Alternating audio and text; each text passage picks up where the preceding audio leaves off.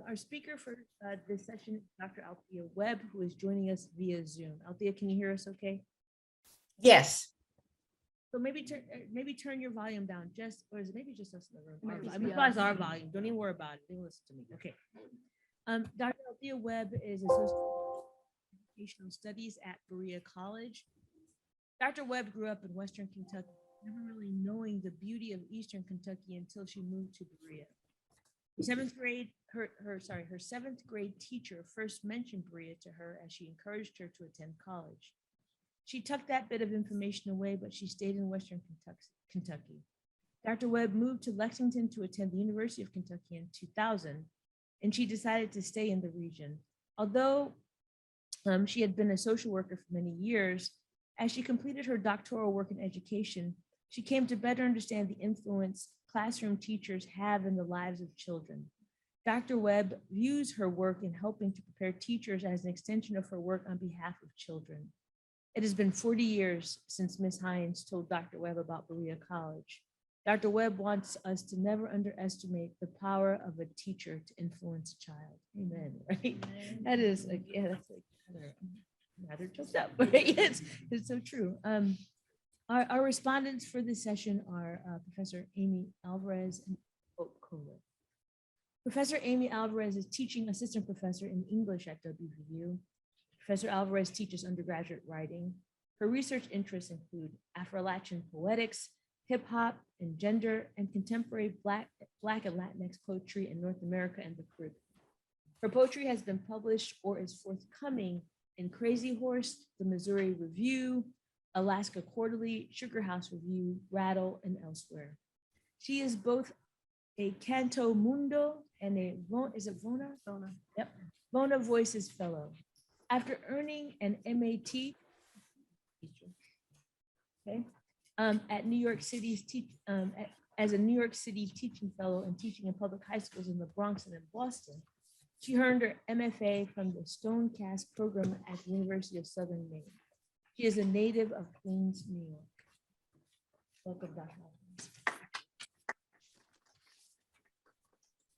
Dr. Hope Kohler is professor of voice in the College of Creative Arts in the School of Music here at WVU. Dr. Kohler is a soprano whose voice has been heralded as having the richness of Maryland horn at the bottom and the clarion clarity of Leontine Price at the top. She has appeared all over the United States, in Canada, Europe, Asia, and South America, where she has been heard in recital, concerts, and opera.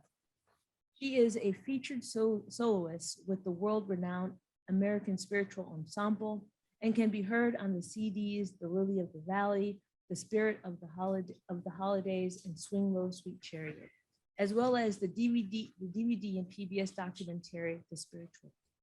In addition to serving as professor of voice at WVU, Dr. Kohler serves on the voice faculty of the Kentucky Governor's School for the Arts, as well as the Tennessee Governor's School for the Arts. She also serves on the faculty of the American Institute of Musical Studies in Graz, Austria.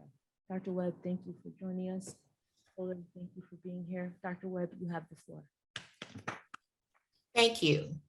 Is the volume okay now? Yep, it's good. Okay. Good afternoon. I am here to continue the discussion on race, identity, and place at the Roundtable today. First, I would like to thank Dr. Davidson for reaching out to me. It truly is an honor to be invited here. I'm here to show my personal story. So Appalachia is not an area of research for me. This is about my journey to come to know Appalachia. And I also wanted to thank Dr. Bill Turner and Dr.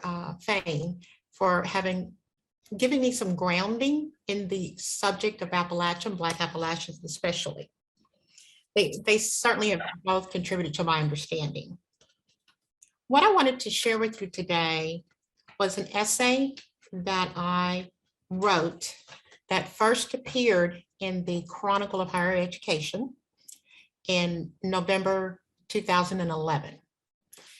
Subsequently, it was also republished in, I think 2015 in a book. I I forgot the name of the book, sorry. It was an edited book. I have been at Berea College now, come January, it'll be 15 years. That's amazing to me that I have been here for 15 years. When I accepted the job here in 2007, I just told my friends, oh, I'm gonna go, work down the road a little bit, about 30 miles from Lexington. And that is certainly what I told my family. I'm gonna be 30 miles from Lexington. I didn't say what direction, but just 30 miles from Lexington. My mom has passed away, so she didn't know. And to this day, I've not told my brother that I'm in Appalachia. And it's my fear that they will have fear for me. And I've been here 15 years and I love it. I'm happy. So maybe it's time for me to tell my brother. Not quite sure about that one. I'll have to think about that. I've been a college professor in Kentucky for 25 years. So, and I've had experience at different colleges, different programs, but I've always worked at predominantly white institutions. So when I came here, I encountered a white student type that I had never encountered before. The arrogance wasn't there. The belittlement when they talked to me wasn't there. Self-assurance wasn't there. And not that those things were always present in these predominantly white classrooms, but I always knew going in, I'm a woman and I'm Black and I'm older. So I had three things that I had to contend with in terms of working with minority students and white students, majority students. By the time I got to Berea, so I'm not quite sure the time frame, how long I'd been teaching at that point. Well, 10 years. I'd been teaching 10 years at that point. And I had worked with, white people who weren't necessarily well-to-do. But when I came here, and some of the stories I heard and some of the things they shared with me, they described a poverty I could not imagine.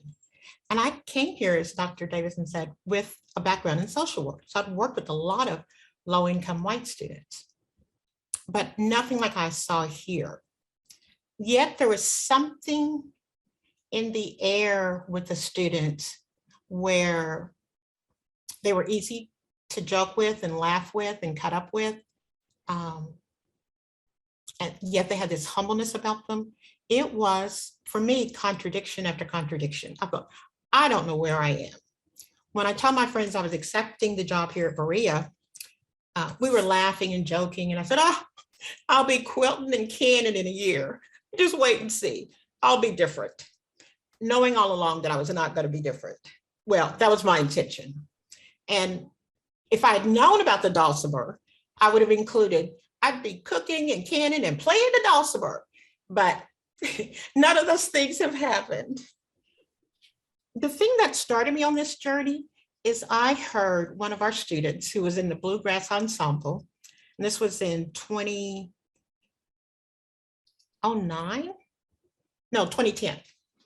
And her name was Ashley Long, and she sang this song, You'll Never Leave Harlan Alive, written by Daryl Scott in 1997.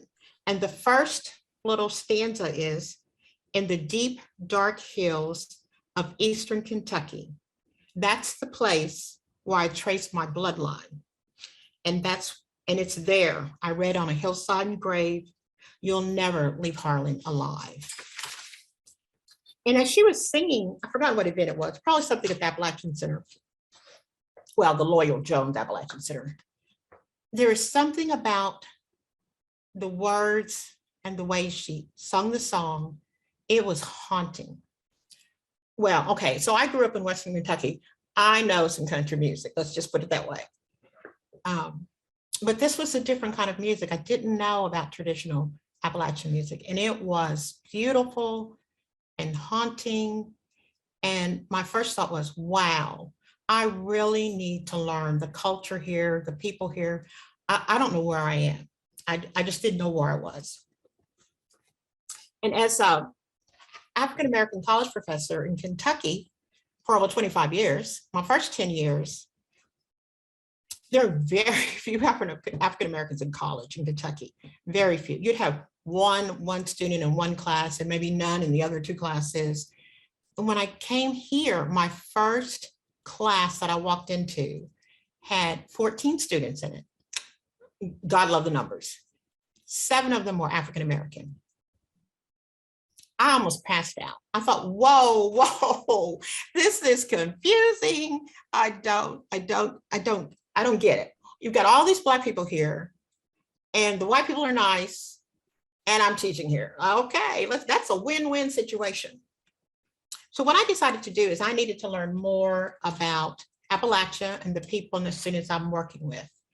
So the college has a grant, I think a Mellon grant, where they take new faculty on a tour of the region every fall.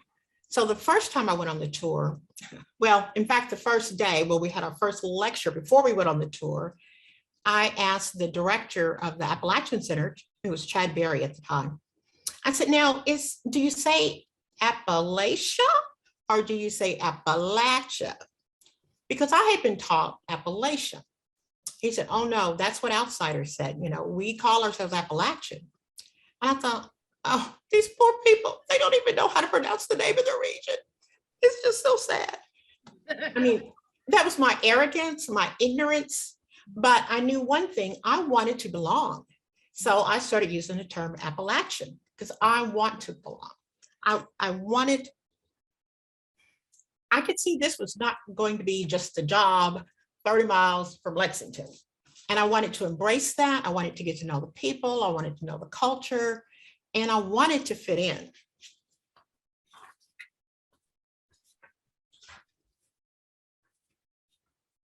And as I began to do my readings and get to know people and talk to them and hear their stories, it was amazing. It was powerful. And I certainly connected the storytelling aspect in Appalachia with the storytelling aspect of being an African-American. So that really connected for me.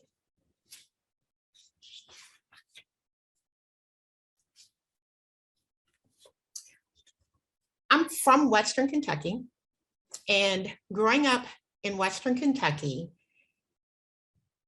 we were taught, and I'm sure it's not absolutely every single person, but coming through the public school system there, I was taught that there really wasn't anything of value in Kentucky beyond Lexington. And here I am, 30 miles from Lexington. It's like, uh-oh, where am I? And in Western Kentucky, whenever you see a depiction of Kentucky in a movie, they do the stereotype Appalachian. And so there's this mood or sentiment, and it might be gone, I doubt it, but it might be gone, that's all of Kentucky. That's all of Kentucky. But there are no mountains in Western Kentucky. We say we have gentle rolling hills. So what I had to do was go on the Appalachian tour a second time, because the first time it was like, whoo, what's happening? And the second time it's like, okay, I really want to understand, you know, what is this thing about the mountains? I don't know what a holler is. Let's have some food, you know, all the really good things. But I learned a lot that second time around, a lot. And there are a lot of different kinds of people at Berea College. And we certainly have, you know, Appalachians, people from the outside. But we also have some people who are here to help the whole little Appalachian children. And that's how I say it. And it burns me up. Appalachia is dynamic, it's growing, it's innovative. It does not need outsiders to tell them how they should live, what they should do. And I'm not too keen about working with some of those people, but I'm happy to work with anybody who's here to help. I'm not trying to do anything big. I'm trying to impact my students individually with regard to Appalachia. Some students try to pass as not being Appalachian. So I never assume that they identify as Appalachian. I say, do you identify as Appalachian? I see you're from, you know, Harlan County. Do you identify as Appalachian? Some say yes and some say no, but I let them tell me how they identify. I had one student who just said, I am so sick and tired of talking about Appalachia. And I said, well, do you identify as Appalachian? He said, I do, but all it is negative, negative, negative, negative. So I think for me, it's a shame that someone would come through the college, and I think he was a sophomore, so he had a little time, and walk away with feeling bad about Appalachia, having gone to an Appalachian school. So I try to make sure that doesn't happen in my class. Although I do have a colleague, not to name any names, I'll just give you initials, who two of my students shared with me. She told them, you need to get as far from here as you possibly can and never come back. And I was so distressed. I said, you have got to tell our department chair. You've got to tell our department chair. No, stop. No, I'm not going to do that. No, I don't want to get her in trouble. I don't think, well, she needs to be in trouble. If left up to me, she would be in trouble. It's not for us to say who should stay or who should go. If the students want to stay, that's fine. If the students want to go, that's fine. It's their right, their choice, their decision. So yeah, that really burns me up. I probably need to just confront the woman myself. Oh, did I say woman? Maybe it's a man. I don't know.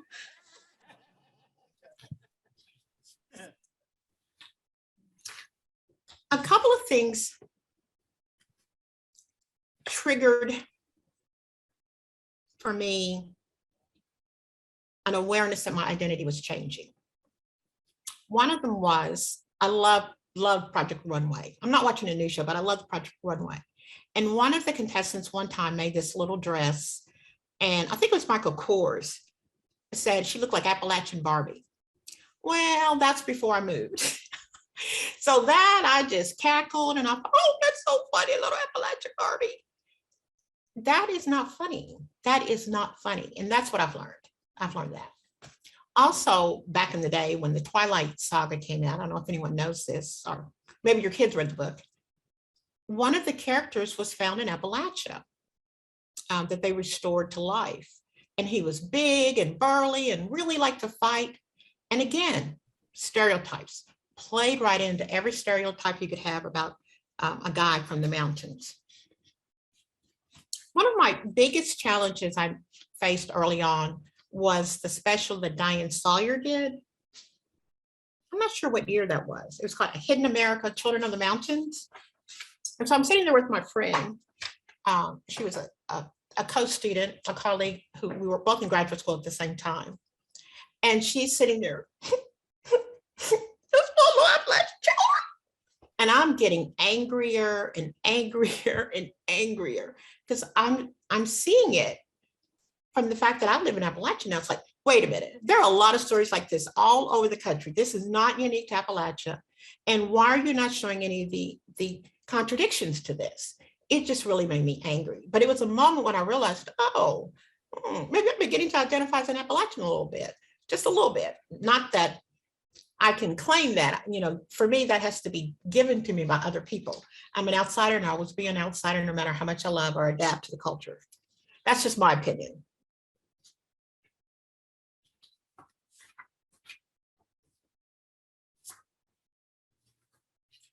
When I realized how I'd been fed a bunch of lies, I was angry. And then I started to think a little bit larger. When you consider the Appalachian region by the ARC, West Virginia is the only state in the area that is wholly in the region. Every other state has a non-Appalachian region. And I would suspect it's very much like what happens in Kentucky. The outside Appalachian region looks down on the inside Appalachian region. I checked in with a student from my hometown, maybe about 5 years after I'd gotten here. Of course, there's like a 40-year difference. And I said, when I was in school there, I learned blah, blah, blah. He said, I said, did you learn anything different about Appalachia? He said, nope, that's why we learned too. So they were still teaching the stereotypes. They still were perpetuating the myths. And it made me angry and it embarrassed me. I'm not quite sure what to do about that.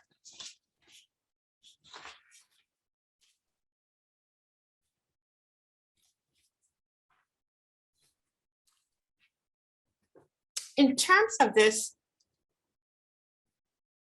it's not a job. It's a lifestyle. Coming here is a lifestyle. In the beginning, I would go, oh, if only Berea College were in Lexington, that would be so much better for the college and everyone. And I'm thinking, well, that would be Transylvania then, wouldn't it? Okay, it'd be a totally different place. It wouldn't be Berea if it were not in an Appalachian area, so to speak. So after my essay came out, I felt like I got a lot of, well, I only got positive responses. And that was very uplifting, very affirming. So I wanted to just give you a couple of statements that people made when they were writing to me after the piece came out in the Chronicle. And I think I got about 70 responses, and they're from all over the country, north, south, east, west. And there was one international comment who, that person was also an Appalachian who migrated out.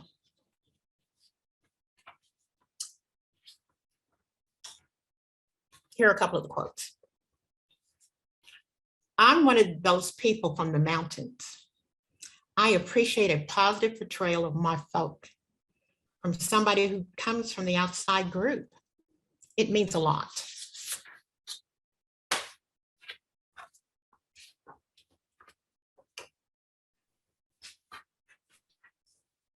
Oops, I dropped my paper.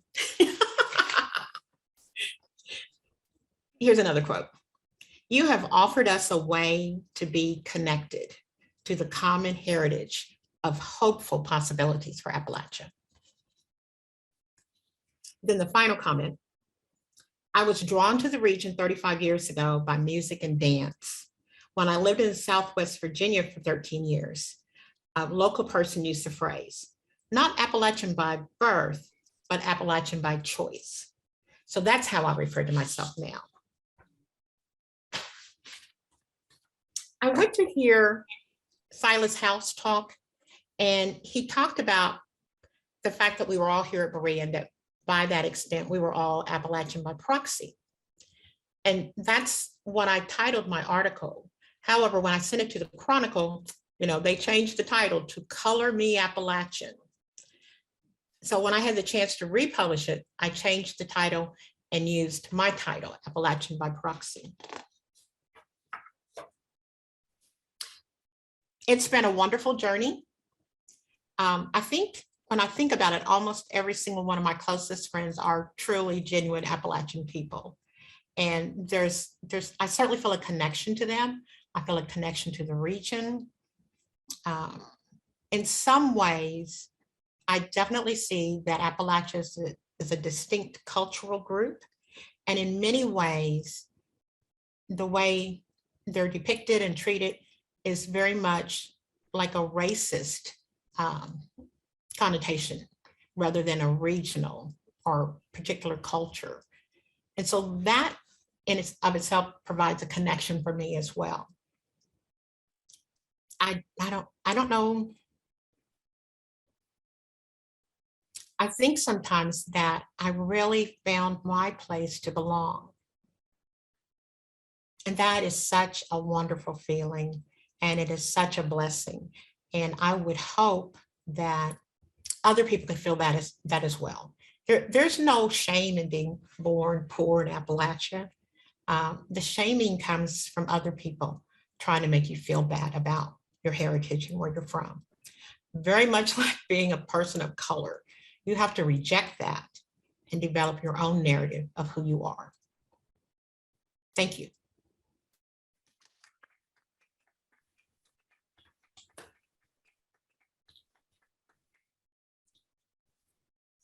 Yes, I will begin. Hi, is this better? This good? Okay. So hi, I'm Professor Amy Alvarez, and I'm really delighted to talk about Appalachian by Proxy by Dr. Webb.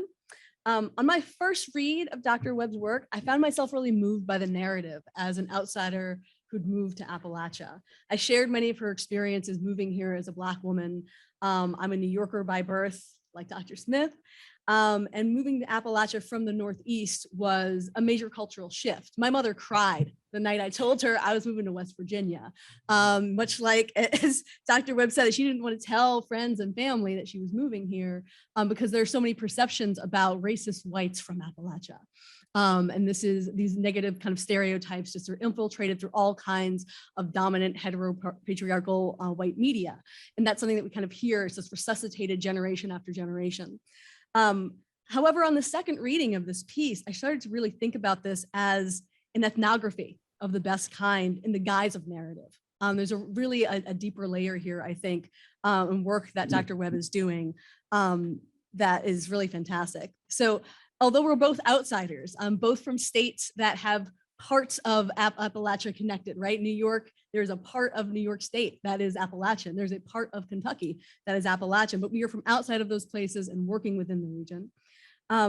We are choosing to engage deeply in this culture. And I think that note that she said, that wanting to belong, and that idea of choice, and I guess I'm kind of interrogating why as Black women, we are making this choice to want to belong deeply in this place, because I do feel a drive, an internal deep drive to want to belong in Appalachia in a way that I didn't feel in Boston when I lived there for over a decade, but I felt it when I moved here. So I'm kind of interrogating that within my comments and kind of thematic explorations of her work here. So as I'm kind of looking at this, I look at the very opening of this as Dr. Webb really opens with her own identities, Black, Southern woman, noting her generation by the year of her birth. And as a Black woman from the Northeast, now living in Appalachia, I appreciated this immediate clarity of perspective, which really matches my own. And I find absent in pieces by white writers writing about cultures in which they are outsiders. So even her perspective as a Black woman looking at this culture, I think is unique. So I think that that's something that's really worth looking at. The other kind of thing is that she notes that there are parallels between the Black experience in the United States and the experiences of white Appalachians, foodways, music, as you know, Dr. Stein mentioned, the banjos from Africa, right? We kind of know this already. The migrations that have happened from this place, and a scapegoating, right? The scapegoating of Black people within the United States and the scapegoating of white Appalachians, right? When we think about elections and why they were lost, right? Who gets scapegoated? Right? What are the states that get scapegoated? How do people perceive West Virginia? She also starts to deal with the idea of stereotype and bias within the dominant media. And those parallels of regionalist joking with racist joking, I think are quite important, because I think that regionalist stereotyping is still widely accepted. And there are things that people will say about that are regionalist that they will not say that are racist. And we also have this idea that kind of idea that she mentioned of an Appalachian man in the Twilight series perceived as being big and burly. Black men are portrayed in the same way, big or burly or prone to violence. And again, this is another shared experience about how there's this negative stereotype, this negative connotation that just keeps on getting pushed through a media that refuses to look at reality and refuses to look at real people and just look at a stereotype and look at bias. So I do kind of feel that idea of the punching down, right? The punching down on of Black people within the kind of dominant media, and also the punching down of Appalachia as a whole, white, Black, all ethnicities, because of the region, and especially the kind of white perceptions of this region. And I think that these are really important ideas. And these are some of the things that maybe want to make us want to belong as outsiders. So I also wanted to kind of note that that reference to Twilight made me think about another YA series, which is The Hunger Games. And you'll remember The Hunger Games in District 12. District 12 was West Virginia.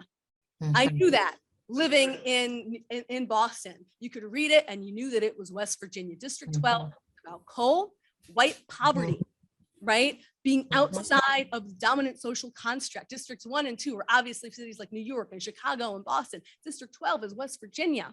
The heroes of that book are Appalachians, right? And that's not something that gets talked about in the dominant media. The same thing with those characters.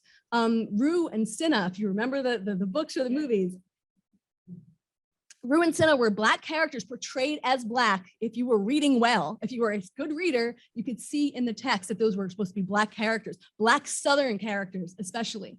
And those characters, when they were portrayed as Black people in the movie, white mainstream folks went mad because, oh my God, Like, why are these characters Black? And they were very much obviously Black within the text. And what was really unique, I think, in that text was that the white female protagonist, who was portrayed as being Appalachian, even though it was this kind of futuristic construct, was very, very friendly, very close with a Southern Black girl. Right, there was an interconnection and an understanding, an immediate understanding of being downtrodden and trying to kind of really work together toward a common goal, which was for survival in that case. And we also have kind of, in contrast to characters like Rue and Katniss and Cinna from that, we also have Hillbilly Elegy, right, which is kind of continues to perpetuates these negative ideas. And before that, right, there were movies like why can't I know I wrote it down here somewhere. I'm thinking about Deliverance. I'm thinking about the ways in which the generation before mine was looking at that film Deliverance. And, you know, even one today, if I say I live in West Virginia, someone will make that banjo sound, right? And there's that kind of perception that gets that continuation of that negative perception of Appalachia, of the whitening of Appalachia. And there are all these layers, problematic layers that kind of come up as we look at this. However, there are these kind of positive connotations, but they get buried, right? No one really talks about the Hunger Games as being an Appalachian story, right? No one talked about those characters as being Black characters, and that's part of the problem. So that within the piece, she's naming these other white cultural touchstones, right? We're looking at the ARC or Project One Way, Silas House, who's a wonderful gay white fiction writer from our region. And she's notably not writing about Black Appalachians. She's not writing about Dr. Turner, who's here, or Crystal Good, who's here right now, or Frank X. Walker, or Norman Jordan, Bell Hooks, her colleague, Nikki Giovanni. We have a long list of these folks, but it does seem to me that that is intentional, as this is an ethnography and an accounting of looking at whiteness within a region. And that's part of the ethnography, and you have the piece that I'm looking at here, is that as a Black woman and as an outsider, that she's able to write an ethnography in a way that feels she's deeply engaging with the culture that she's attempting to belong to, not look at from an outsider perspective, as an anthropologist would, but deeply understand, engage with, and love. And I think that that's the important difference. And I think that that is what is so key for me as I read this text. The other thing I just wanted to note was that I've kind of wrestled with that idea of having an Appalachian identity, that I am an outsider and I daily choose to be an Appalachian. On my Facebook wall, it says that I'm a New Yorker by birth, by family history, I am Jamaican and Puerto Rican, and by choice, I'm a West Virginian. By God, right? That is my choice daily, that I am a West Virginian and that I will contribute to the state and I will contribute to this region.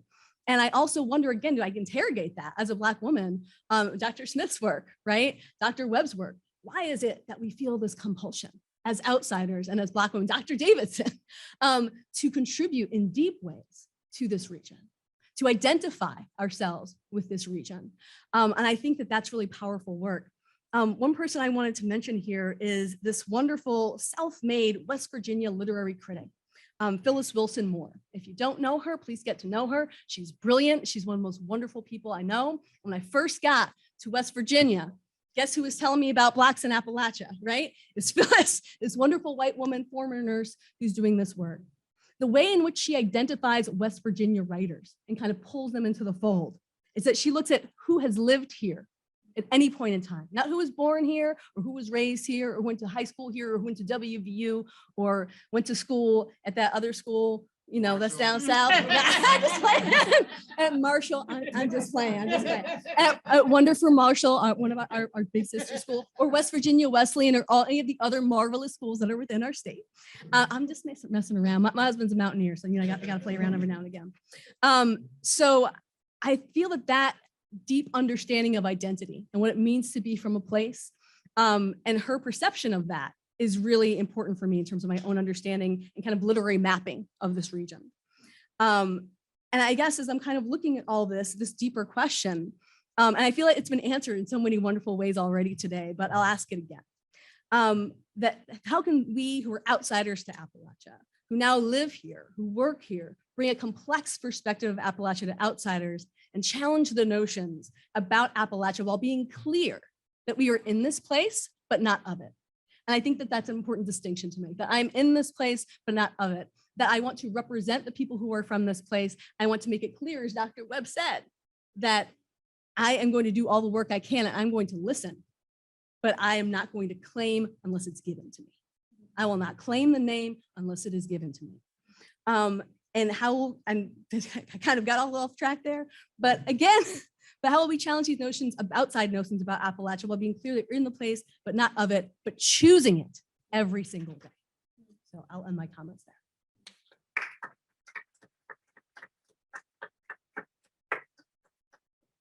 Good afternoon, and thank you for this amazing day. This has been the most engaging and enriching and diverse sort of meeting that I've ever been in, and I have loved every second of it. I've been listening to all these amazing speakers and all these brilliant scholars and all of their wonderful work, and it puts me in mind of the second verse of a song by the Appalachian troubadour John Jacob Niles.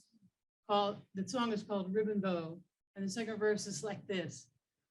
If I was like the city brung and fair with smart, ne'er a lad in all them parts would know my heart. And then I'd live in Frankfurt where all the law goes. I'd lark about the settlement and wear them furrin clothes. If I was like the city brung and fair with smart, ne'er a lad in all them parts would know my heart. I'm not smart, but I am city brung. And unlike thank you. Unlike Dr. Webb and Professor Alvarez, I was born and raised in Appalachia. I'm an Appalachian by birth, by nurture, and by God. I wouldn't have it any other way. Mm-hmm. And I would like to say, on behalf of Appalachians everywhere, we bestow upon you the epithet of Appalachian. Please be a part of us, because we need you here and we appreciate what you do. So you are Appalachian by God and by choice. A few thoughts, well, a lot of thoughts actually, that occurred to me while I was reading Dr. Webb's wonderful essay. Such a beautiful portrayal of the dawning of understanding and the beauty of her spirit that allowed her to truly listen and truly take in what she was experiencing and being willing to absorb that and rethink entrenched positions, because I think that's where we all have to be. We all need to rethink our entrenched positions, and sometimes we don't even know what they are until they're challenged. And so I think we have to be open to that at all times, and I appreciate that about her work so much. Being born in Appalachia, where I was, there were a lot of stereotypes assigned to me before I was even born. I was born in Chattanooga, Tennessee, with Lookout Mountain on the left side and Signal Mountain on the right side, enfolded in the arms of the Appalachian Mountains in a wide valley. A beautiful place, Chattanooga. I was born there in 1959, an interesting time to be a Southerner, okay? So a lot of things were going on that as a child I was unaware of until I got a little bit older. But Chattanooga saw its share of racial unrest and people striving for equality. I was young enough not to know much about what was happening, but I did observe it. And since that time, I've learned a lot more about that and understand where things were coming from and how things have traveled. And the great thing is they have traveled. I just wish they had traveled further, but we're coming to that. We're coming there. We're progressing. We are making strides, and that's really good. And I hope we can continue to do that. So here I am, a Southern girl who was born in Appalachia, who is also Christian and whose father is a preacher. Trust me when I tell you, there were a lot of prejudices that went along with all of those things. And I've lived outside of Appalachia, and I've lived outside the Southeast. I lived for a few years in Minnesota. It was cold. I lived for a couple more years in Wisconsin. It was cold too. People there have this stereotypical perception of what it is to be Southern and particularly what it is to be Appalachian. I had a friend tell me that his son graduated high school and that was like getting a doctor's degree in Tennessee. I've had people, ask me, "Well, if you divorce your husband, are you still his sister?" Yeah, so these are the kinds of things that you hear like tossed off in casual conversation, like that's not funny. That's not funny. That's not who we are. And yet this is how we have been portrayed in the national media, in many examples of storytelling, some great storytelling, not so much, but in other kinds of storytelling. Yes. And so it's important that we remember and embrace the idea that there is no region of the country, and particularly not Appalachia, that is two-dimensional. There's no flat screen region, right? We're all rich and diverse and complex, and that is particularly true of Appalachia. We're not one race of people. We're not one kind of people. We don't have one interest and one aim in life. There are people who live in the hills. There are people who live in the hollers, people who live in cities. Hello, cities in Appalachia. There are people who, who live on the rivers, people who live on top of the mountains. They're all kind of different people of different colors, people who speak different languages, people who came from different places. And all of these people make up this brilliant and beautiful tapestry that we call Appalachia. Why is it, speaking of tapestries, that people from all over the country want to come to Appalachia in the fall and see how beautiful it is here? Why is that? They take the Leaf tour, they want to drive and see how beautiful it is. And then, but all the time, ooh, these people, I'm so glad I don't live here. All the time looking down, punching down, as you say. And it's not even necessarily because they are bad people, but this is how they've been taught. This is how their enculturation has been this, that their region is better than this region. There are people who told me, West Virginia, right? Every day West Virginians wake up and thank God for Mississippi. I'm sorry, what? Yeah, I love Mississippi too. So, okay, so you hear these things, you live with these things, and I'm a white woman from Appalachia. I can't even really imagine what it might be like to be a Black woman from Appalachia, who, on top of all the other prejudices, has to deal with the prejudice of racial discrimination. I can't even. That's almost too much for me to take in, but I do know that it exists. In my work with the American Spiritual Ensemble, which is where I spend a very great deal of my professional life as a soloist and ensemble member of the American Spiritual Ensemble, I've traveled with my friends. They're my family, really. And I have seen how they are treated differently than I'm treated, for example. I mean, I've had people come up to me and say, "Are you the manager of this group?" And I'm like, "No, you'll have to talk to that gentleman right over there who has a darker face than mine."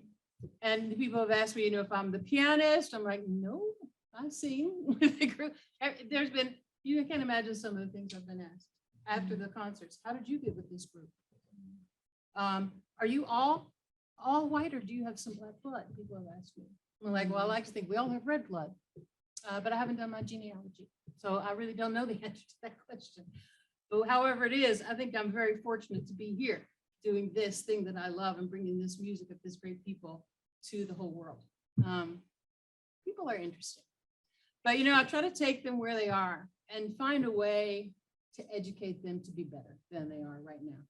And one of the ways we do that is through music. For me, it's a great tool to make people better than they are. Sometimes when you sing for people, they come in broken, they come in angry, they come in believing certain things, and after you sing, they leave questioning some of those beliefs. They leave less broken, they leave more blessed. So I think one of the things we do is we reach out, we listen. That's Dr. Smith said. We use our eyes, we use our ears, we listen. And when we speak, we try to speak in a way that allows people to question what they believed without necessarily condemning themselves for having believed it, because many of them have been taught to believe that just in the same way that we have beliefs we've been taught. So I think it's really important that we continue the work that is happening right here, and that we embrace all the people, and particularly the people of Appalachia, that we put forward the cause of people in Appalachia, that we find a way to change the narrative, the broader narrative about who we are. I wanted to say a little word about Berea College, because Berea College is an extremely special place. I don't know if you know the history of Berea College, but it was founded, get ready for this, in 1855, 8 years before the Emancipation Proclamation. And it was founded as an interracial college. It was founded to educate runaway slaves and free men, as well as white students. Nobody who goes to Berea College to this day pays tuition. Everybody works for their education there. They all have a job to do, and that's what they do. They learn to appreciate the gifts that they're being given, which is a wonderful, wonderful thing. And, you know, Black students and white students and students of other ethnicities work side by side with respect for each other. They learn to respect each other's work ethic. They learn to learn from each other. And that's exactly why this university, this college was founded, so that people could learn from each other, could learn to live in harmony together, could draw from the strengths of each other to make a greater whole than was already there. Berea, I've been there a number of times as a performer and a master clinician, and it's an extremely special place. I have several friends still, you know, that I met there who are wonderful. One of them being the amazing Dr. Kathy Bullock. I don't know if you know Kathy Bullock, but an amazing, amazing musician, amazing human being. So it's an amazing place, and it does, in fact, represent, it's like a cross section of Appalachia. And to see people there working in harmony and an appreciation of each other and respect for each other is a gift. It's a gift. And it's one that I would love to see spread through the whole country. So I guess my question today is actually similar to, I guess, everybody else's question, but as teachers, and you know, I have to think about the word educators because it sounds so impersonal, it sounds so like political or something. I'm a teacher. As teachers who work one-on-one with students, who talk to people every day, how do we engage in changing that narrative? How do we teach our students to believe bigger, to accept more, to listen better, to appreciate more? How do we do that? How do we incorporate these ideas into our everyday lives with our students? And can we, from that focus and along with all the work that all of you are doing, how do we make that grow? How do we spread that throughout the country? What can we do and how can we make that happen? Those are my questions. Thank you very much.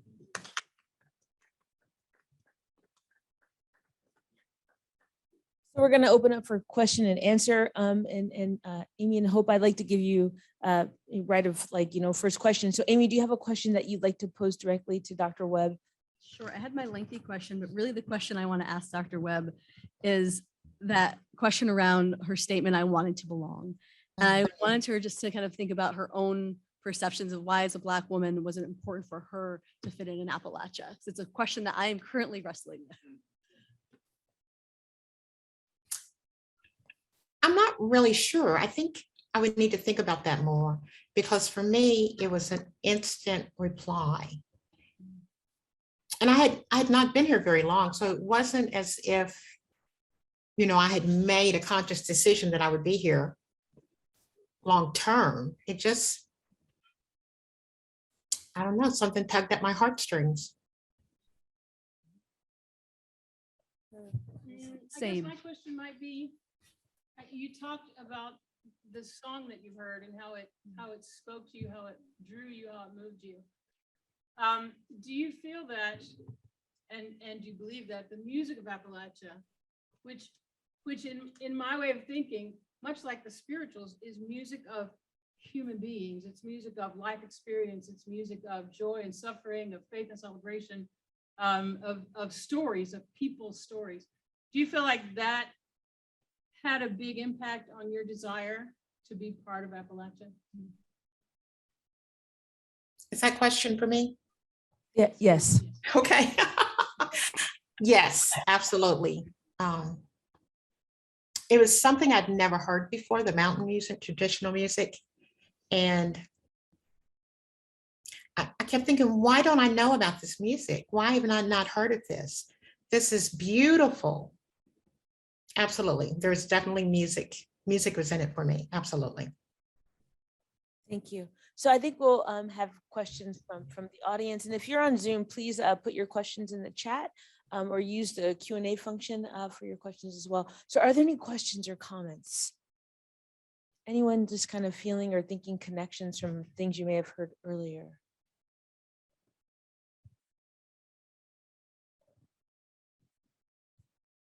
So this is for everyone, but you know, Professor Alvarez, you brought up this like wrestling with this sense of belonging, and that seems to be a very like resonant thing. And how do the pieces sort of fit together, right? And how do you carve a space in a region? You know, part of the title of this roundtable has to do with place, right? While also respecting other people who have been here, right? And that's tricky. I mean, I there's no, you know, smarter way to say it, right? Than just to say it's tricky because it requires both giving over of yourself and also taking in and accepting. So I guess my question is just, can we talk a little bit more about this very complicated belonging? Absolutely. I think that's for everyone on the panel. Okay, can I respond to this? So I was thinking about all this from a perspective as a New Yorker. It's a place that a lot of people move to and decide that they're from. I was talking about this with Dr. Smith earlier. As a fellow New Yorker, people go to a bodega, they eat an egg and cheese, they've been on the subway. I'm a New Yorker. No, you're not.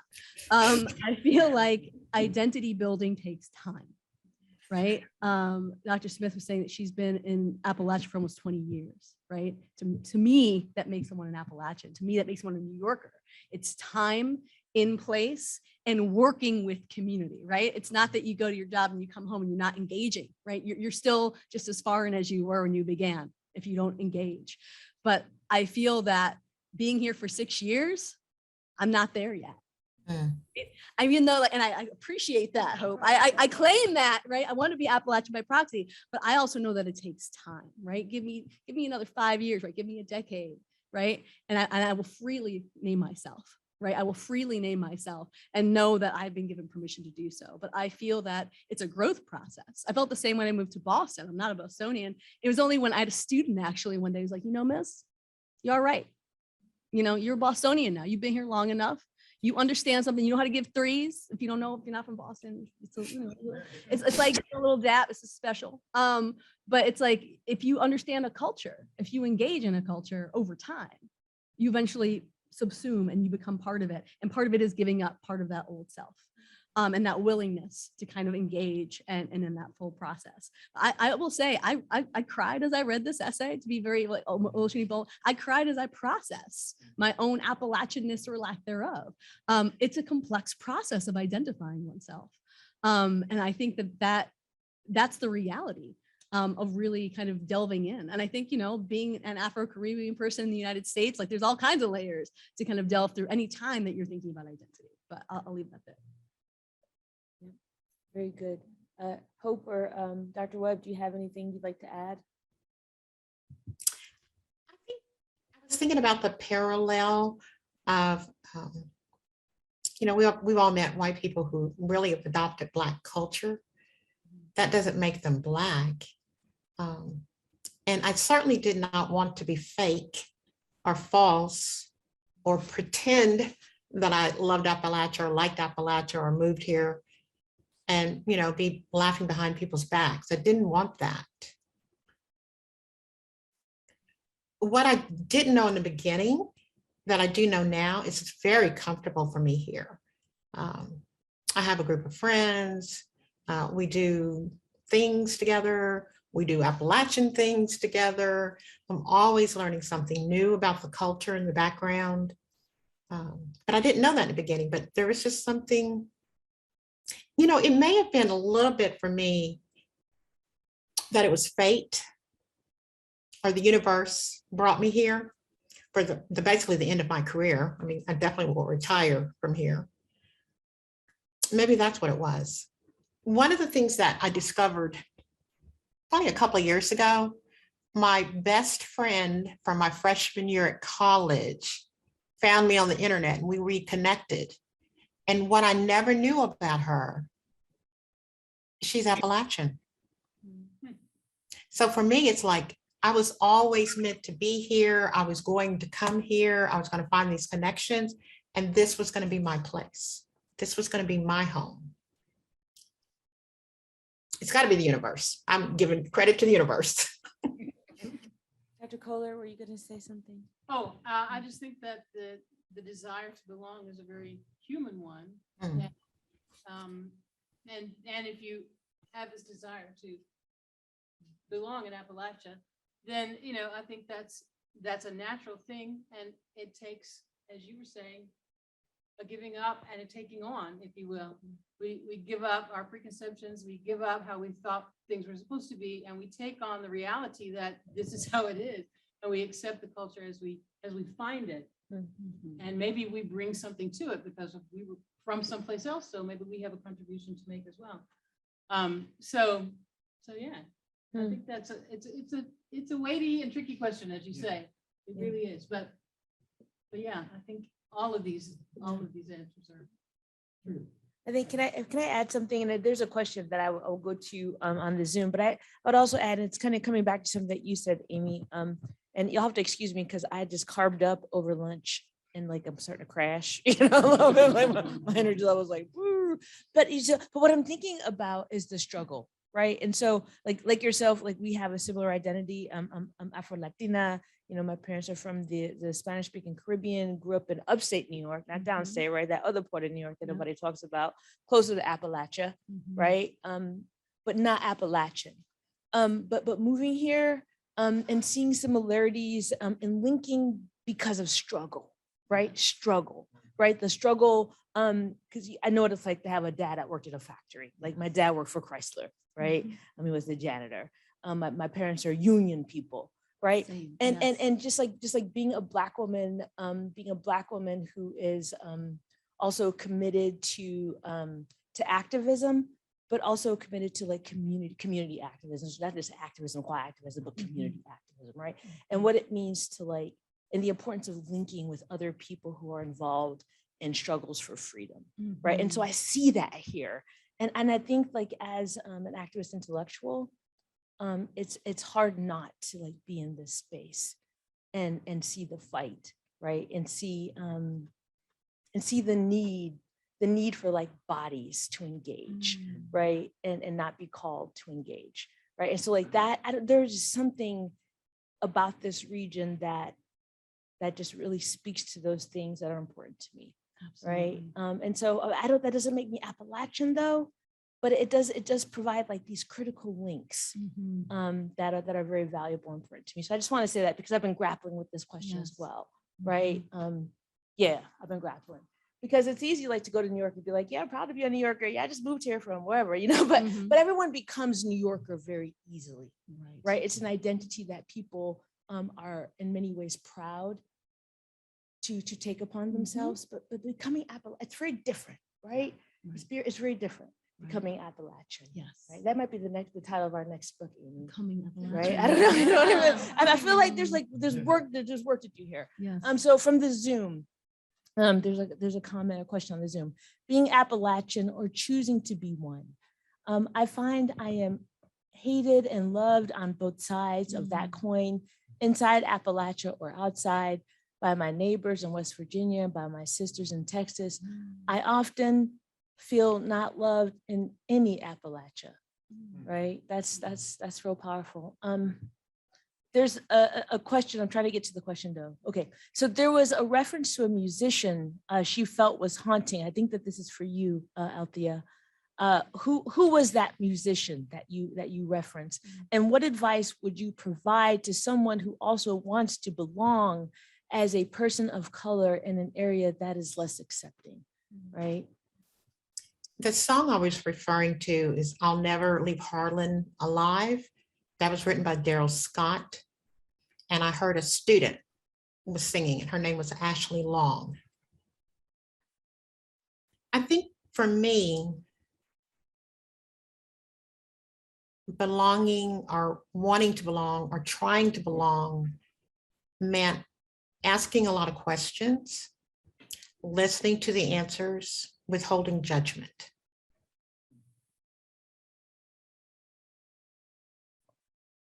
No one wants to be thought of as I'm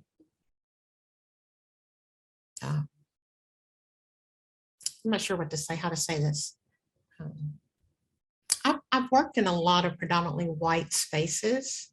And at one point in my life, I said, I am done answering questions. You people got to figure this out on your own. It's not like we just got here. Where have you been? So when the questions to me began to be, oh, look, you should know this by now. It's 2018 or something. That's when I would develop some resentment and judgment towards the person asking the questions. But I reversed that decision. In fact, someone asked me to reverse that decision. Please don't give up on us. Please, please keep answering our questions. And that's very tough to do when you're the single minority in an organization or in a department or in this or that. And you seem open and willing to share. People are going to ask you questions. But your desire to take them in is based on their response and how they do respond to you.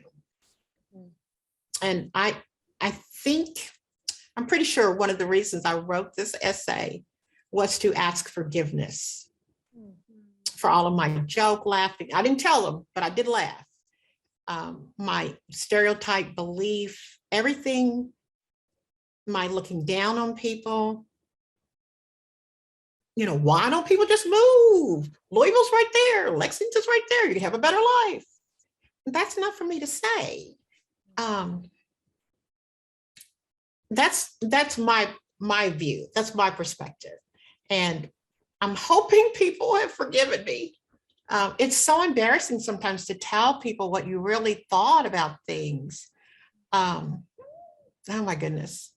Do we have time for me to tell one little teaching story? Yes. Okay, so one of the first year I was here, I was teaching a class and I asked the students to bring in something from home that spoke to them about where they're from.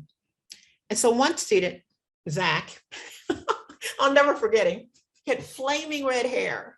He said, oh, I forgot, but, and he pulled out his pocket knife. And I thought, oh my God, he's got a weapon. And I'm looking around and no one is disturbed but me. No one. And then he starts passing it around and the kids are going, ooh, it's a case knife. Oh my goodness. And then they pulled out their pocket knives. And even the girls had pocket knives. I thought, oh, okay. I don't know what's happening. Who allows weapons in school? And I just didn't understand. I didn't understand the beauty of the knife, how functional it was, the pride of having your own knife, especially a girl. I didn't know. So there is a lot for me to learn, There's actually a question from the Zoom about teaching for you, Dr. Webb. I'm going to just. Yes. Okay.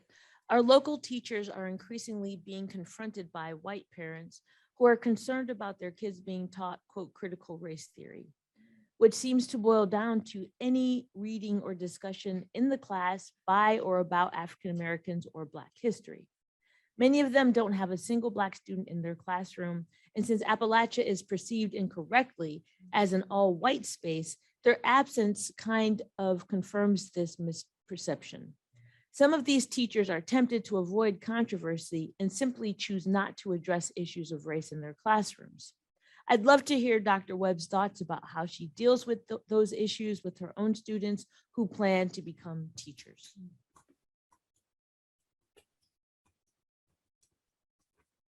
That's interesting. I've been thinking a lot lately about critical race theory.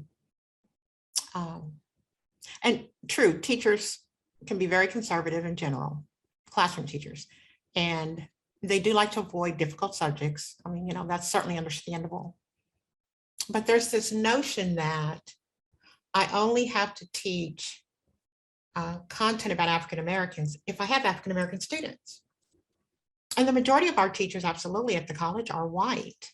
And one of my students who's African American, he said, we need more African American people as teachers. I said, yes, we do. But until that day, we have to help the white teachers understand children of color. And I would say we're not doing a good job of that as a profession. I'll share with you one of the assignments that I use in teaching diversity. It's an assignment I call Out and About. And the students once a month have to go out and engage with a culture or a population or a group they've never involved themselves with before. And I tell them, you can take a friend with you, make it a project, a group outing. Don't do anything dangerous, but go to the gay awareness group, go to the Latinx festival, go to a Black church with your one Black friend. And it has transformed their lives in some ways for some of the students. Might be a few years they go back to normal, but we assume places aren't meant for us. The Black students don't go to the Appalachian Center. The Appalachian students don't go to the Black Cultural Center. So we assume some of these cultural things are only for that group. That's not true. Probably the group needs it less than some of the other people, but people congregate for comfort. And if you can get yourself in a space where people are comfortable in their identity, they probably won't even notice you're there. And if you are there, they're going to look at you differently because they see you are open. So that's one of the things I've done that students have commented really, really helps them to understand. One of the challenges of teaching a diversity class, on a predominantly white institution is it sort of becomes like the racial culture diversity bus. Oh, look over here, we have some Latinx people. Oh, up ahead, we've got some African Americans. Let me turn the corner, we'll find the Jewish kids. You can't really delve into things very clearly or very deeply. And one of the things I learned is that students know about other groups, minority groups, cultures, people of color, if they are that minority person or person of color, if they're best friends with someone who was or have someone in their family, or they've taken a class. Everything else they know is from stereotypes. Everything else they know is stereotypes. And so you have to push back on that. I don't know that we're doing a very good job, but that doesn't mean I won't stop trying. Thank you. Are there any questions from the room? Okay. Hi out there. I don't know if I have a question or I think I have more of a comment. Okay. And this is for everyone, actually, the panel as well. Because we've been talking about identity, interrogating it, belonging, not belonging, the fluidity of it. And it made me think that I left West Virginia, Huntington, not so much because of the dichotomy of my leaving, I guess is what I'm interrogating. Because I left because of not Black Huntington, I left because of white Appalachia. And, it took me a long time to really recognize why I left. I mean, I left because of an opportunity, once in a lifetime opportunity. I joined an airline, Pan Am, and was able to travel around the world. But it took me a long time. I mean, I never left my roots. And it took me a long time. And I think I'm at a place now, and I know I'm at a place now where I have much greater appreciation of who I was and who I've become because of those formative experiences related to growing up in Huntington, as well as being exposed to white Appalachia. You can't separate the two out. Each of them were formative in their own ways. And it is a complex interrogation of what was the primary reason why I left. You know, was it because of economic upheaval? Was it because of disintegration of the community? Was it because I just wanted to follow my dreams and see the world? Was it because I was tired of and angry about the racist actions that have been perpetrated upon me and my family? All those things fed into it. And it took me a while to heal. And I think part of my healing process has certainly been the book. And I'm so thankful because someone spoke of a gift earlier. And I think the gift that I got was to be able to come back and to pay homage to the ancestors that came before me. And so I'm hopefully in a place now, and I think it's what I'm trying to get at, is it's okay to leave. It's okay to be not of, but if we're all contributing and educating and giving back, then that's a beautiful thing. I don't know if that's just a comment.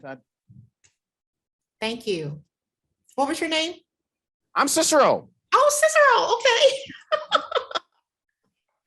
Okay. So I think we have time for one last comment, and I think it ties a question. I think it ties really nicely into what you just said, Dr. Fain. And it's for the entire panel. Can the panel respond to my experience? My desire to belong is very human, but West Virginia and Appalachia is not always welcoming to outsiders, especially racial minorities. They will always remind me that I am an outsider, no matter how many decades I live here and participate in the community, right? And so I just think that I don't want to like put words on the person or put words in their mouth, but maybe they're just saying, you know, what is there to be done, right? What is there to be done when one just kind of keep walking into the wall? Yep. I would like to suggest try different things, different groups, different places. And yes, you are an outsider. Embrace that, live with it, run with it.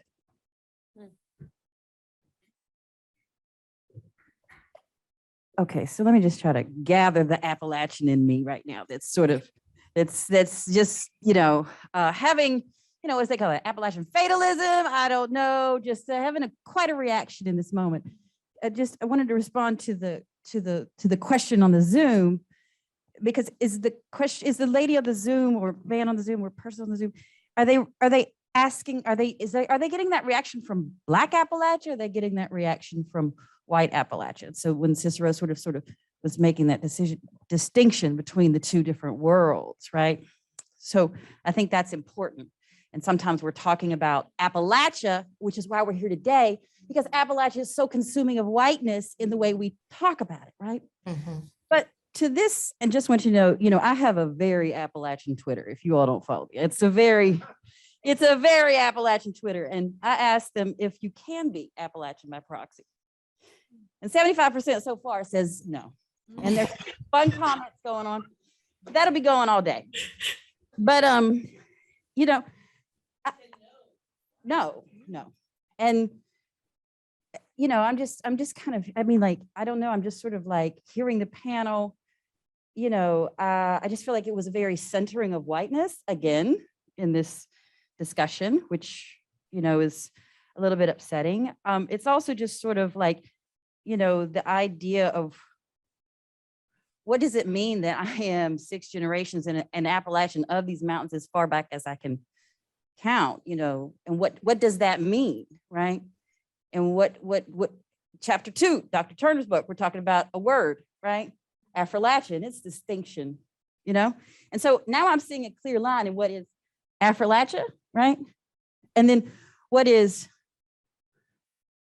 Black Appalachians, because, I don't want the Rachel Dozels of Appalachia coming in and, just claiming this in a space, because even me sitting here, it's like Berea is very different than McDowell County. You know what I mean? Like Berea is like, that's like an upscale mall. You know what I mean? Like, so I'm just really, I'm thankful for this moment, because I think these are some of the things that we have to wrestle with, and think about, because the region, especially my West Virginia, we need people, we need help, we need people to fall in love with this space, right?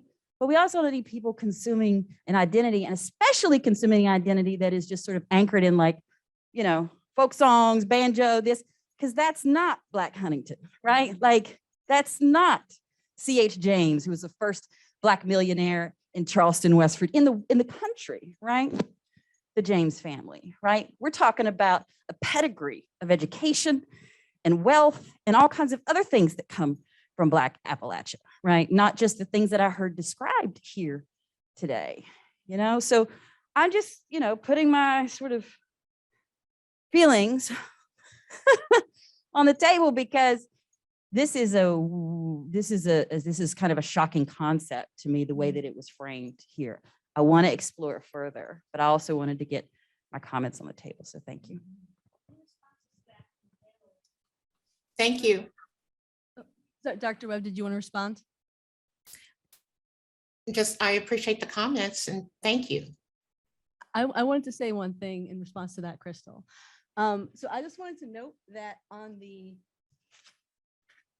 this right here, on our piece here, that I am identified as an Appalachian poet, and that is not an identity that I gave myself. So, and I did discuss that. I did say that's something I wanted to remove, and it wasn't, but that's all right. But first, I am a poet. I am Black. I am not from here. I give that distinction to Crystal Good as a West Virginia poet.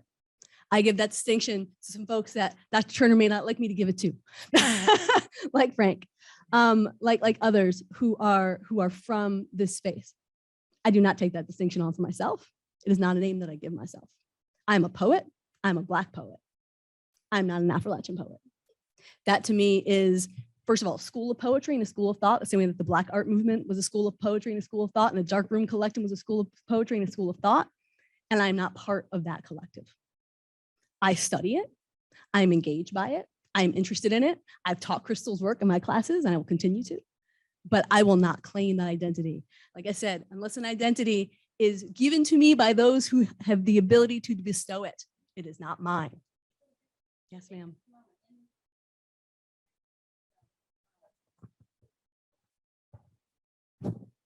Dr. Kohler, you bestowed upon her, right, that she can now be an Appalachian, right?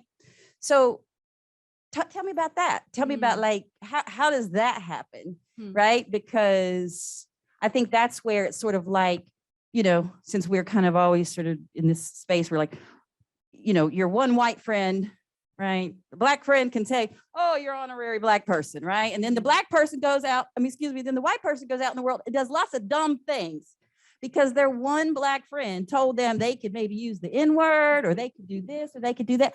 I mean, do you all know of experiences like this, right? So, I mean, I just think it's a meaningful conversation, but that's sort of, thank you for clearing that up. But it's like, you know, in this moment, an Appalachian has bestowed upon you that you can now be Appalachian, right? And if you weren't, I'm still from New York. yeah, but I don't want to make this personal to you, and I don't want to make it personal to, I'm trying to like frame this in a bigger context, you know, because I think that's important, you know. So I mean, I saw that happen, and I think that that's kind of a dangerous space, because then what does that mean? For some people, it means then that they can go put on bib overalls, you know what I mean? And yeehaw and do, you know, all these other things. I have seen this happen, you know. In Los Angeles, they have hillbilly parties, you know what I'm saying? Hillbilly bars, you know, and those are not hillbillies, but they think that they have the right to do that. I was responding to Dr. Webb's statement that she wouldn't claim to be Appalachian until Appalachians told her she was Appalachian. I am an Appalachian, and I've read her work, and she's not going to put on bib overalls and have a yeehaw party. So, so yeah, I'm saying, as far as I'm concerned, you can claim it. You live there. You've been there for all these years. You're teaching people. You're accepting people of all varieties. You're working with Black Appalachians. You're teaching white Appalachians to have better attitudes and different attitudes about certain things. So in my book, that's a valuable addition to our community. And she is, in my book, an Appalachian. And I will hear, if I can just say one thing in response to that I understand what Crystal Good is saying right now, because Silas House, a white Appalachian, Hope Color, white Appalachian, is bestowing this, and they think that's part of it. As a minoritized Appalachian, one thing that Dr. Webb did say at the very end, she said, "I am a migrant to Eastern Kentucky." I think the language of migration is really important to kind of bring up here. I think of myself as being a migrant to Appalachia. And I think that perspective kind of puts me in being of two worlds, right? I'm like I said, I am in this world and I am not of it. And that does not mean that I have license to do or say anything. What it gives me license to do is say, when someone says something, has that hillbilly party, to say you're out of line because I live there. That for me is part of this migration, that I have license to say you're wrong because I know people from there. And that's the only license that I feel it gives me. But I understand what you're saying, because I've seen that. I've seen the white kid kind of go off because their one black friend told them that, oh, you're honorary now, right? And I hear that. I really, really do. But I just wanted to say that language of migration is important for me. And I think an important part of this larger conversation about how do we talk about coming to Appalachia, not usurping Appalachian identity and Appalachian culture. Yes. Yeah, I think like that there are multiple conversations happening at this moment, right? And so I want to like put that out there. Like we're talking, like we're having multiple conversations. And I think that when it comes to identity, place, narratives, belonging, I think like those are all contested categories, right? And I think that there's a lot of good work that's been done today. I want to speak to like you being listed as an Appalachian poet because I'm going to say something about that, right? And I will apologize. That was a typo. And that's all that was, right? And so like, just like to clarify the space, right? Because we're not gonna call our guests out. If we're gonna invite you here, we're not gonna humiliate you or try to call you out. So take that for what it was, a typo, okay? But in addition to that, like, I think that we have time, right? And one thing I don't like to shy away from is difficult dialogues, right? And so if we're gonna have the conversation about contested like space and territory, and if we're going to have questions, like we're going to have conversations around identity, then let's just have them. Because we have time, right? We have the time. So who is anyone need to say something? I saw Dean Jackson had his hand up. And so I wanted to like make sure I passed the mic to him because he helped pay for a lot of this. So I don't play when it comes to the money, right? So can I pass the mic real quick? Yeah, I have a question first that has been given. One is, I guess, how many are in the space? I mean, currently this particular physical space. Hold, identify or are born? I guess it's however it goes. Okay. I just feel like this is a conversation that requires maybe a group of people that are traditionally, I don't have a language, it's like, I'm looking around the room and I see Dr. Turner, I see some, Appalachians that I don't question any, your space or where your mama was born, your grandmama was born, your great grandmama, your commitment to this space, how we traditionally define Appalachia. So who gets to be in the conversation about Appalachian by proxy? Who is that table? You know what I mean? So can white people talk about Black spaces? You know what I mean? So I think that's what you mean, like speaking from my own like embodied perspective as an Afro-Latina who in the space that is like Costa Rican or Nicaraguan or Panamanian, our Blackness is always questioned in those spaces, right? Our right to belong and exist and be visible in those spaces is always contested. And so when we ask questions related to who belongs here, I bristle a little bit because I know I belong there, right? And I don't want to have to make arguments and I don't want to have to justify my belonging in the space, right? And so I'm not sure if that's what you're saying or if that's the question you're asking. Like, are you asking us to make arguments about belonging and about whether or not we belong?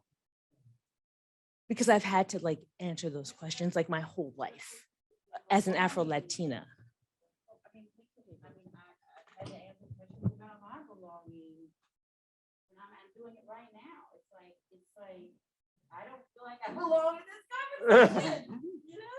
This is not the conversation for me. Let the folks that, you know what I mean, like now, I'll just be quiet because I just don't really understand Appalachian, but what I've heard. And then I Okay. also didn't hear a lot of centering of Black Appalachian, which is what I thought, like, it was a great story, a country song moved, to open up, like, and to be in Berea and, the white Appalachian identity that brought you into the space, right? But Oh, sorry. well, I don't know. I'm a little upset. I'm just gonna calm down. You know what I mean? I just feel like this space is to talk about, Black Appalachian identity, Blackness, and how that's moved into, this roundtable. And, we're talking a lot about a traditional Appalachian identity that's been talked a lot about before, so maybe I don't know. I just don't know. So actually, I'm not going to add much because much of what I was going to say, I'll use in the closing. But there were two words, and this is my thoughts on that question, because otherwise we have our populations do shift. And as our population shift, that question of belonging and ofness changes. But there are two words I've heard, and one from multiple speakers was community, as opposed to pretending to be part of the community, as opposed to being part of the community. And another word I heard was committed. So I would think that if multi-generational, for sure, community and committed does either give a sense of place or a part of that place, because our beings are in more than, we are in more than one place. I'm more than one place. I'm a Pittsburgher who's also from Crescent Terrace, who's also Appalachian. So I think it's a fact. And by the way, I hope, please don't back off from the conversation, because one thing we need at universities is these hard conversations. We need this more. We need to not shy away from these hard things. And it might be 3 o'clock tonight. We're all going, oh, I finally heard what she was saying, or heard what he was saying. It might be later, and that's okay. In my mind, that's just one guy's opinion, right? So I think it's fascinating, but the good thing about not sending you a script is I can change my script throughout the day. So Thank you. I'm gonna pass them. Wait, I'm sorry. I just wanted to say one small thing. If I have the opportunity, I can be quiet too. Okay, so I just wanted to say one small thing. It was a note that I had. I was thinking about Dr. Turner's stuff from lunch. And as I was thinking about Appalachia and New York, and about Blackness as kind of an overarching concept, and about Appalachia, the thing that came to me, it was something that Lupe actually just said, was so like real talk. Be real is something that like, can I be real? Can I be really real? Like that's kind of like straight New York when I think about being real. That's not something I see in Appalachia. And that's something I see in Crystal's engagement in this conversation right now. Like, can you be real? Can you be really real? And part of why I didn't go all in on this, like there is a centering of whiteness in Appalachia by proxy. And that was something that I was kind of mentioning, right? That there's a centering of whiteness within the essay. And I think it was intentional on Dr. Webb's part and something that we can interrogate with her. But that's something that I saw. And I understand your perspective. And thank you for being real, for being really real as a Black person, as an Appalachian person. I appreciate it. yeah. Dr. Webb, would you like a chance to respond? Thank you so much. I agree with what she just said. Absolutely. Okay. Okay, I hear you. I got you. Yes. Other hands up? I'm sorry? Oh, come on. I'm like, oh, y'all like pointing.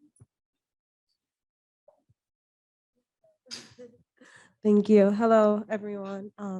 I'll start off by introducing myself. I don't know if I'm the only student in here or not. I think so. Okay. There's one more. Beautiful. Beautiful. Well, my name is Amaya Jernigan, and I'm the current student body president.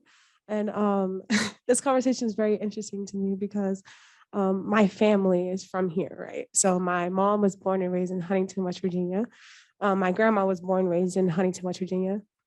My great grandmother was born and raised in Huntington, West Virginia, but yeah, I was the only one who was raised in Maryland, right? And so I had no connection to West Virginia at all growing up because of just where I was from, right? So I'm from Maryland, and I'm a very city girl, very different from here. So it was a huge culture shock when I got here.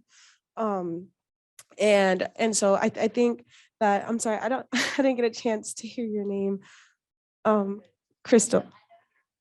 I'm sorry. I'm so sorry.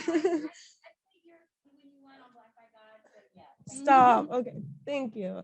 Crystal, I think that the point that you had brought up about sort of belonging is very important, but more so it's not the belonging factor that I think we should focus on, but the accepting factor. I don't think that, I think the clear distinction between me belonging in a place is, will you accept me in this place, right? And so coming here, I was like, okay, I feel as if, well, no, first off, I came here and I'm like, oh, I look around, I'm like, okay, first off, I don't belong here because this is not my home. I feel no attachment to this place, or I feel no value to this place. And then I had someone come up and be like, well, hey, come join this or come be a part of this. And I'm like, okay, let's see where this goes. And so getting to know the state a little bit more and getting to know more about what it means to live in West Virginia and what it means to truly be a mountaineer, or what it sort of looks like and how all of my identities play a part into that, was something that it was a hard lesson for me. But I think that over time, I never really felt as if I belong. I still don't feel like I belong here, right? It's my 4th year, still don't feel like I belong, but I do feel as if I'm more accepted now. And whether that's through people such as you, like encouraging me throughout the years, or whether that's through friends and organizations, I feel more accepted, but that feeling of belonging here is still something that I'm struggling with, so. We actually we have another session coming up, as y'all know. Okay, Dr. Turner. I wanted to mention, did you say that was in chapter 2, Crystal? Okay, right. I had a chapter in my book, chapter 2. I think it says between, what's that say there, Cicero? I think it says between W.E. Du Bois, Alex Haley, Ed Cabell, and Frank X. Walker. And Appalachian poets, right. Okay. And earlier today, Cicero, you said something about, what did I leave out? Yes. Let me tell you, I wrote a piece on the Appalachian poets about 25 years ago. And I was saying, people are going to think I'm tripping out here because I'm saying, what is that? Because it was not essentially just assigned as a movement of poets saying, like the Black Arts movement with Imam Baraka or Nikki Giovanni. That was some artists, but it was as though somebody had re-identified the place with a word called Appalachia. And it was predicated on the idea that nobody knew Black people lived in Appalachia. So I'm going to take the personal responsibility to bring visibility to these invisible people. That's what was all over the internet for 25 years, 30 years. And I was saying, that sucks. My mama, my grandmama, my great-grandmama were born in Appalachia. Don't come up with a new identity for us, because white scholars in Appalachia have argued for years. We will define ourselves. So it didn't bother me that an African-American from outside the region had renamed us, but I sat quietly and said, I don't think I'll say anything, because I know some people who would say, I'm bothered by that in the wrong kind of way. So W.E. Du Bois talked about the dual consciousness of the American Negro. That was his whole thing in The Souls of Black Folk. 1905, he did that thing. Then when you add the dual consciousness of being an American Negro, and then you put that Appalachia on top of it, that's like a threefer, And so what are we saying here? What happens when you are Afro-Latino from New York and you move to Appalachia? That's a fourfer. Yeah. So it really gets, and I think one of the problems about keeping it real sometimes is that we might want to keep our minds on what our elders used to say, is that don't overprocess this. I think we could possibly overprocess being Appalachian by proxy, as though somebody sits and decides who's really an Appalachian. And I don't think it's that complicated. No, I really don't think it's that complicated, but I think it's quite worth the conversation so that that kind of commodification of Appalachia doesn't take place. That was an issue for me, that I will identify as an Appalachian because it's kind of cool right now. And there was a point when I was 20 and started on a journey, like, oh, I think I'll look into this. There was nobody around to talk with it about, because being an Appalachian was the last thing you wanted people to think you were. There was a while there when I would go to New Jersey and live with my aunt in Newark for the summer. When I would get back to Kentucky, all of a sudden I was from Newark, Market Street. Because I had been made to be ashamed of it, you know, and I embraced Harlan County. I mean, I always embrace it, but you know, when you're around other people of these other kind of stereotypes, I think you said that, you find yourself questioning, how can I convince them that I'm really proud of this part of myself? So, and even now I'm not able to, you know, it's a matter of over processing it too much. Yeah. Okay, that's brilliant. No, that was brilliant. So I think like we will walk out of this session as we have walked out of all the sessions with a lot to think about, right? And you talk about over processing. We're trained academics, right? It's almost like it's in our contract that we sign. Like here's your salary. Make sure you over process and and do your thing, right? So we have our 3:30. Our next session is at 3:30. I want to thank the panelists. This was a rigorous panel. This is a rigorous discussion. So thank you. Thank you, Dr. Thank you for being here, Dr. Webb. Thank you, Dr. Kohler. Thank you, Professor Alvarez. And see y'all in 10 minutes, because y'all know I'm about this time. I'm about being on time. Okay. So, okay, see you in 10 minutes. Thank you.